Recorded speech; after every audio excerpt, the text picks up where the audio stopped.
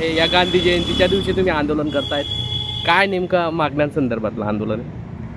आज राष्ट्रपिता महात्मा गांधींची जयंती, त्याचबरोबर भारताचे पंतप्रधान माजी पंतप्रधान लाल बहादूर शास्त्रीजींची पण जयंती आहे। शास्त्रीजी पण महात्मा गांधींच्याच रस्त्यावर चालत होते।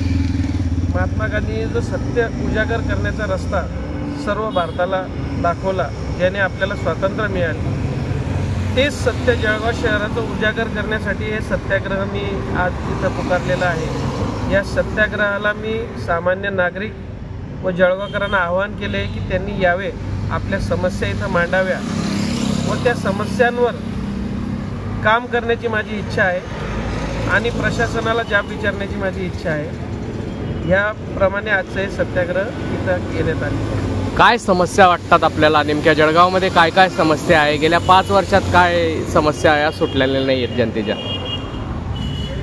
या जळगाव शहराला प्रगती थांबलेली आहे।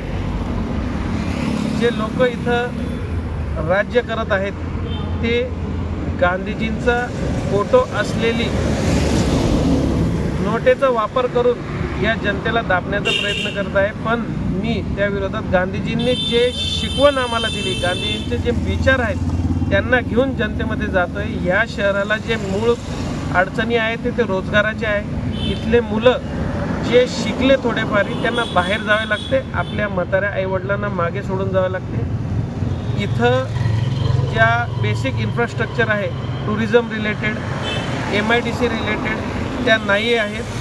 जे पण काम इथं सरकार करण्याचं किंवा दाखवण्याचा प्रयत्न करते, आता हे रस्तेच धरून घ्या जी झालेले आहे घाईगडबडीने, ते कशा पद्धतीने तयार झालेले हे आपल्याला सांगण्याची गरज नाही। आता तुम्हाला कळेल की थोड्या दिवसांनी हे रस्ते परत खोदण्यात येते, कारण भुयारी गटरीचं नियोजन यांनी केलेलं नाही, हे पैसे परत पाण्यात जाणार आहे। इथं जे लोक नेते आहेत ते लोक अविचारी आहेत, त्यांच्यात निर्णय घेण्याची आणि लीड करण्याची क्षमता नाही। ते फक्त दिवस ढकलता आहे, काम करण्याचा देखावा करत आहे। याच्या पलीकडं काहीच या जळगाव शहरात होत नाही आहे। अनेक समस्या इथं आहेत, दडपशाही आहे। लोक काही जे आवाज उठवण्याचा प्रयत्न करतात त्यांना दाबण्याचा प्रयत्न इथं होतो। त्या कारणाने इथले लोक थोडे घाबरलेली आहेत। ते आज बोलणार नाही जास्ती, पण ज्या दिवशी मतदानाची वेळ येईल ते नक्कीच आपलं मत नोंदवतील।